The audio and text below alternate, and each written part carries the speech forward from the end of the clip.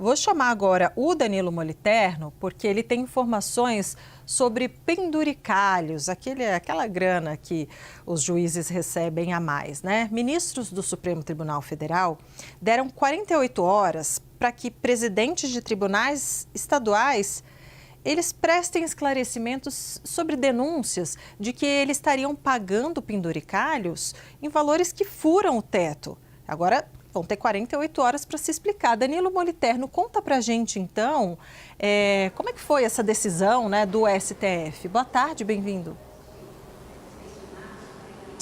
Boa tarde, Débora, e a todos que estão conosco aqui no CNN 360. Os ministros, portanto, voltam a se unir numa ofensiva contra os penduricalhos. A gente relembra que lá no comecinho de maio, eles já tinham respondido a ações naquele momento em que reforçaram a criminalização dos penduricalhos aqui no Brasil. Então, novamente, a gente tem uma ofensiva envolvendo Flávio Dino, Alexandre de Moraes e Cristiano Zanin, ministros do Supremo Tribunal Federal, contra essas verbas que excedem o teto que deveria ser pago a esses magistrados. Mas vamos lá, portanto, a essa decisão que você já menciona, Débora. Então, a gente teve 3 despachos semelhantes dos ministros em que eles pedem aos presidentes dos tribunais de justiça estaduais, a 7 presidentes de tribunais de justiça estaduais, informações sobre o pagamento dessas verbas indenizatórias. Dá 48 horas para que essas informações sejam cedidas. Eles querem detalhes, querem exatamente os valores pagos em verbas remuneratórias e indenizatórias a profissionais da ativa e aposentados no período de abril, maio, junho e julho. Querem clareza sobre se esses pagamentos acima do teto que deveria ter sido estabelecido ainda estão sendo pagos. Agora, com detalhe para a gente saber quais são esses 7 tribunais que foram, portanto, intimados. A gente tem o Tribunal do Paraná, também do Rio de Janeiro, de Goiás, aqui do Distrito Federal, no Nordeste, Maranhão, Rio Grande do Norte, para além do Tribunal de Justiça de Rondônia. Portanto, esses foram os mencionados. E aí o que acontece? Qual que é o contexto que a gente tem para estes despachos dos ministros?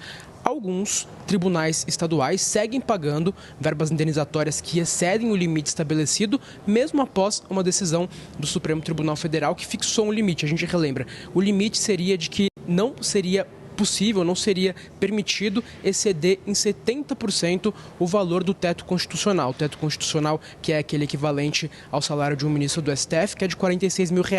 Então, para a gente ter uma clareza, não poderia exceder essa remuneração o valor de R$78 mil. Matérias da imprensa, contudo, vem mostrando que em alguns tribunais o valor segue sendo superior. Inclusive, uma matéria aqui da CNN, da nossa super repórter de judiciário, a Gabriela Boechat, mostrou que há salários que chegam a R$1 milhão, portanto, bastante acima daquele teto que foi permitido nessa decisão do Supremo Tribunal Federal. Então, os ministros, repito, novamente se unem numa ofensiva para entender o porquê de esses pagamentos acima do teto continuarem acontecendo aqui no país. 48 horas, portanto, agora, para que estes presidentes de tribunais de justiça se deem informações, sob pena, como você mencionou, até de afastamento. Os ministros falam, essas informações precisam ser prestadas e, caso não sejam, há essa possibilidade de afastamento ou mesmo de responsabilização civil, penal e disciplinar. Agora a gente fica de olho sobre esse posicionamento.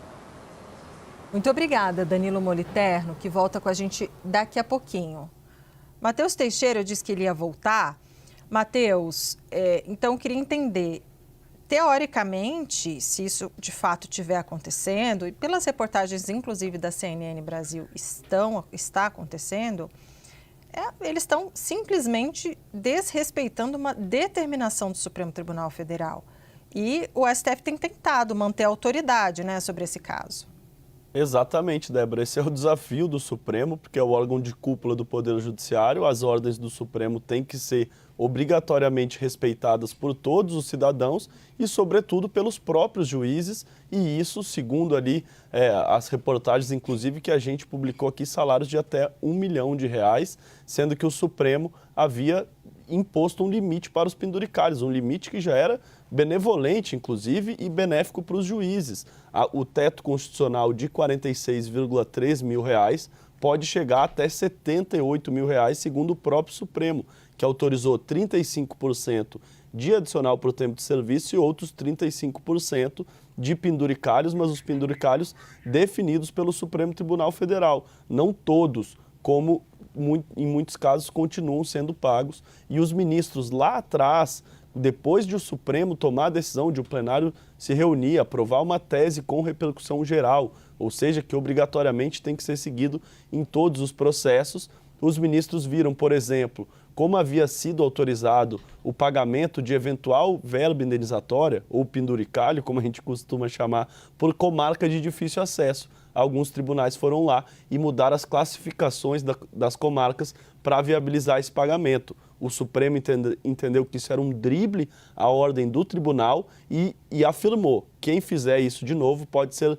responsabilizado penalmente, ou seja, o presidente do tribunal que fizesse o pagamento indevido poderia responder na esfera criminal. O Supremo já deu uma decisão dura nesse sentido e mesmo assim seguiu o desrespeito e agora os ministros reafirmaram nas decisões que foram emitidas hoje. Pode haver a responsabilização penal, ou seja, responder pelo crime de desrespeito ao Supremo Tribunal Federal. E o Supremo, que como a gente também falou semana passada, recuou da própria tese que havia sido aprovada no plenário do Supremo, flexibilizou, liberou mais penduricários, mas manteve esse teto de 70% além dos R$46 mil.